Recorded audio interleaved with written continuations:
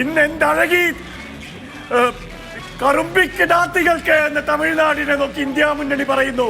സ്റ്റാലിൻ എന്ന വലിയ നേതാവായി കരുണാനിധിയുടെ പിൻഗാമി എന്നതിനപ്പുറത്ത് സ്റ്റാലിൻ തമിഴകത്തെ ഒന്നിച്ചു കൊണ്ടുപോകുന്നു. അതിനുള്ള ശക്തിയും കരുത്തുമുണ്ട്, അതിനുള്ള രാഷ്ട്രീയ പക്വതയും രാഷ്ട്രീയ തന്ത്രജ്ഞതയും ഉണ്ട് എന്ന് കരുണാനിധി സ്റ്റാലിൻ ഈ തെരഞ്ഞെടുപ്പിൽ വ്യക്തമാക്കുന്നു. ഈ തമിഴ്നാട് ലക്ഷ്യമിട്ട് BJP എന്തൊക്കെ പ്രചരണങ്ങൾ നടത്തി, എന്തൊക്കെ പ്രചരണങ്ങൾ, കച്ചത്തീവിന്റെ പ്രശ്നം ഉയർത്തിക്കൊണ്ടുവന്നില്ലേ? ഇതേ സ്റ്റാലിന്റെ മകൻ ഉദയനിധി സ്റ്റാലിൻ നടത്തിയ സനാതനധർമ്മം വലിയ വിവാദമാക്കിയില്ലേ? ഇതെല്ലാം തമിഴ്നാട്ടുകാർ തമിഴ്നാട്ടിൽ ഒരേ ഒരു സീറ്റിലാണ് NDA ലീഡ് ചെയ്യുന്നത്. അവിടെ ഇപ്പോൾ 760 വോട്ട് മാത്രമായി പട്ടാളി മക്കൾ കക്ഷിയുടെ ലീഡ് കുറഞ്ഞിരിക്കുന്നു. മിക്കവാറും 39 ഔട്ട് ഓഫ് 39. അൻപുമണി രാംദോസിന്റെ ഉദയനിധി സ്റ്റാലിന്റെ സനാതനധർമ്മ പ്രസ്താവന വലിയ വിവാദമാക്കി BJP ഉയർത്തിക്കൊണ്ടുവന്നപ്പോ നേരത്തെ രാജീവ് ഭാഷയിലെ ഡയലോഗ് പറയുണ്ടായി.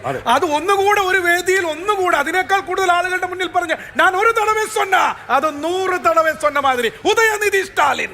അത് മാത്രമല്ല, എ രാജയുടെ ഒരു പ്രസ്താവന, അതായത് എ രാജയുടെ പ്രസ്താവന വിവാദമാക്കി. അതുപോലെ തമിഴ്നാട്ടിലെ നേതാക്കൾ രാജ്യത്തെ തെക്ക് വടക്ക് എന്നുള്ള രീതിയിൽ വിഭജിക്കാൻ പോവുകയാണെന്നുള്ള രീതിയിൽ BJP പ്രചരണം നടത്തി. അങ്ങനെ എന്തൊക്കെ പ്രചരണം നടത്തി, പക്ഷേ ഇതെല്ലാം തമിഴ് മക്കൾ തട്ടിക്കളഞ്ഞു എന്നുള്ളതാണ്.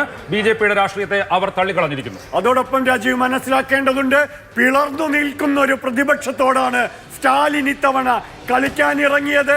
അത് തീർച്ചയായും DMK-ക്ക് കരുത്തായിട്ടുണ്ട്. DMK-യുടെ സ്റ്റാലിന്റെ രാഷ്ട്രീയ തന്ത്രത്തിനപ്പുറത്ത് അതിനൊപ്പം തന്നെ പിളർന്നു നിൽക്കുന്ന ഒരു പ്രതിപക്ഷമായിരുന്നു എന്നതും അഡ്വാൻറ്റേജ് സ്റ്റാലിൻ.